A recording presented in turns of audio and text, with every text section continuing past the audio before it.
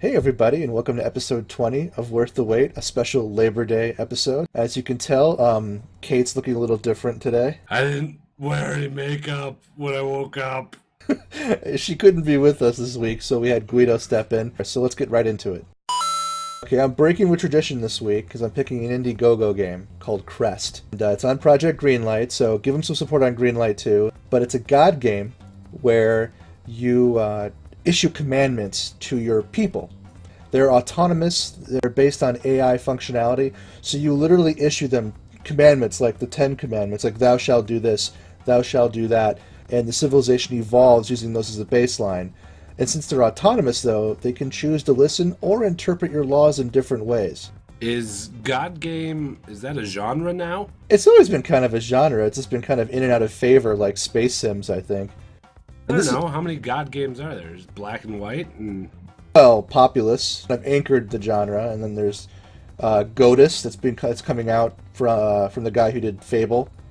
More of a tablet game. I mean, it's on the periphery. It'll always be a fringe genre, but I like their take on it because this one's more of like a let's issue some commands and then watch things grow based upon your input. My first pick this week is Raise the Dead because I like punny titles.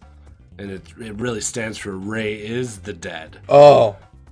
But it's a puzzler game where you play a zombie with some sort of weird device that's embedded in his skull. And he can control other zombies. And each zombie has special abilities or traits that they do to kind of solve puzzles and get through the levels. I played this back at PAX East 2013, and it was pretty bare bones then, but they've come a long way now, and I talked to the developers then. They were real good guys, and I'm looking forward to it. It's like a quirky, fun kind of puzzler game with zombies. Did they talk platforms? Is it going to be across the board? They were developing, at PAX, they were developing for the Xbox Arcade. Okay. And they were trying to get a green light going, but I guess it never took hold, and here they are now. Like within 10 days, they're fully funded, so they must have had quite a bit of an audience or a following for this. Well, everybody, keep an eye out for this and give them some support if you think this kind of zombie-like arcade title is your speed.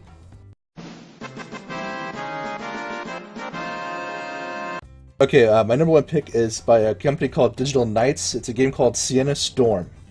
Kickstarter has porn stars on it now?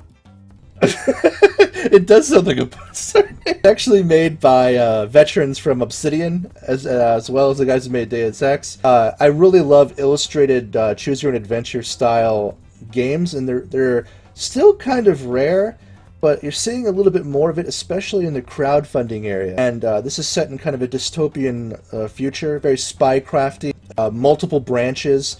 I can tell you that when you do something like this, it involves a lot of decision trees, so I can understand the amount of time to put in. Like, what is it going to be? How are you going to play it? But here's a good example of an in-game screenshot from the alpha version. He's chasing somebody on a bike, and somebody's calling him on the bike saying, if you keep chasing this guy, you're going to get caught in a trap. Do you ignore the warning and continue forward by pressing the up arrow or choosing that option? Or do you follow, turn right, and go into the alternate solution provided by the unseen caller that's trying to save your life? There's also a combat component, like where when talking and diplomacy fails, it's a card game, where you need to selectively choose various types of cards that would address the situation at hand. And like I say, if it takes you too long to accomplish the task, if it takes you longer than 5 turns to defeat the enemy, he may get back up, or something else entirely may happen. So it's this weird kind of blending of a choose-your-own-adventure narrative, but also with a kind of a card game combat turn-based thing. My number one pick this week is Hive Jump by Graphite Lab. It's a platformer, but the thing that really caught my eye is it's a co-op platformer, which I really enjoy. Me and some buddies have been playing Risk of Rain, which is similar in that vein, and those are always fun. Castle Crashers is a favorite of mine, and this is just like super awesome space commandos fighting aliens in space. You can upgrade your weapons, there's jetpacks, It just looks like a really fun time with a lot of friends. This is their second attempt, and they're almost there, but they're still shy. So I'd love to get some more support for this game before it's too late.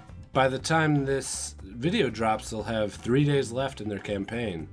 So yeah, really go check them out, and if you like it, support them. Support them, and also they're on Greenlight too, so check them out there and give them a vote.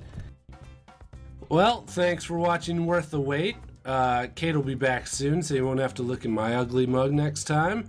But do us a favor, check out our website, justokgamers.com, and go to our Twitter at justokgamers, and Facebook and all that other stuff. You know what to do. I mean, what am I telling you for?